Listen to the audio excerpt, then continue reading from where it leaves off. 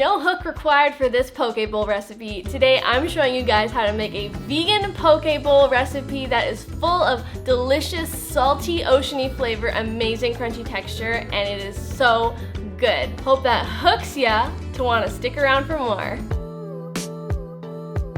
I don't know about you guys, but I have noticed that poke bars are popping up all over the place over the last few years. Everywhere I go, I see a new one, and it seems to be all the rage. And I, for one, have become quite addicted to some of the vegan poke bowl options that I've been able to find. It is so good, and it's something that's like so different than what I usually eat. So I figured, why not try and make my own version of a vegan poke bowl and share it with you guys. I have been recipe testing this vegan poke bowl for months now, and I finally feel that I've perfected it. It is so good, and you guys are just gonna love it. Let's get right into this. Rice, corn, edamame, tofu, these are some of the main ingredients for building our vegan poke bowl. If you can get your hands on some furikake rice seasoning, definitely do it. It's awesome, and it gives a delicious oceany flavor to your bowls. We're gonna start by making our garlic ginger soy sauce for this bowl. So start by mincing up or microplaning some fresh ginger and garlic. You can definitely use a little bit less ginger than I'm using here. I'm a bit crazy for ginger, so feel free to reduce the amount that you use in your sauce. Then we're gonna add the minced ginger and garlic into a jar or a bowl, and we're gonna follow that with some soy sauce. I'm using gluten-free soy sauce from Bragg's. This is my favorite brand. I can get a big bottle for cheap, but you can also use tamari if that's all that you can find at your stores. Then we're gonna add some mirin, which is a sweet rice-based cooking seasoning. Adds a little sweet fermented flavor. Plus we're gonna add some rice vinegar for a little bit of tang and acidity, plus a little bit of toasted sesame oil. This stuff is so good. It gives a delicious toasty, nutty flavor to our sauce, plus a little bit more of that furikake seasoning. Adds a little bit of that oceany, seaweedy flavor. I added about a teaspoon, plus a teaspoon of red chili flakes. That's optional if you don't like spice. Then we're just going to seal that with a lid and give it a good shake until it's all mixed up together, well combined, and slightly emulsified. Next, we're going to cube up some tofu. I'm using extra firm tofu because that's what I happen to have, but you can use firm or extra firm. This is what's going to replace the fish, the raw cubed fish that you normally find in a poke bowl. Definitely not the same texture as fish, but you get the idea. It adds a little bit of extra protein, and it is just delicious and satisfying. Now we are going to build our bowls. So I start by adding some greens, but it's optional if you don't have or want to put greens in your bowl. And then I am adding some cooked sushi rice. I love brown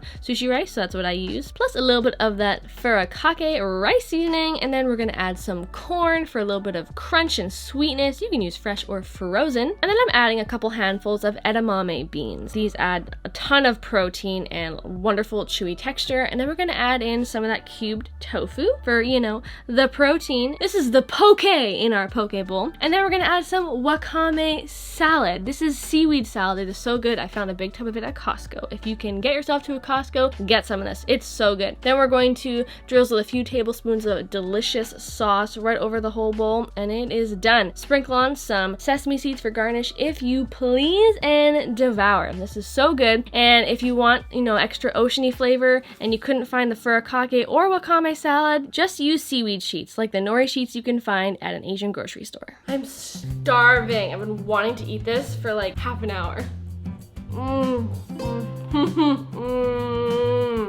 That is good. If you could smell this right now, the sesame flavor from the dressing and from the wakame salad, all those delicious aromas and flavors just come together into such a delicious bowl, and it does not take long to make at all. If you guys end up trying out this if you guys end up trying out this poke bowl recipe, I can't speak. If you guys end up making this poke bowl recipe, please let me know in a comment below how it went, how you enjoyed it. I love to know this kind of stuff for future recipes. Please make sure you give it a big like and subscribe to my channel below. See that little subscribe button right there? Just go click. If you're looking for other great recipe videos or other what I eat in a day videos, check them out right over here. I've got lots of different playlists for you guys to binge to your heart's content. Thanks for tuning in to this video, and I'll see you in another one. Bye! Recipe. I can't speak.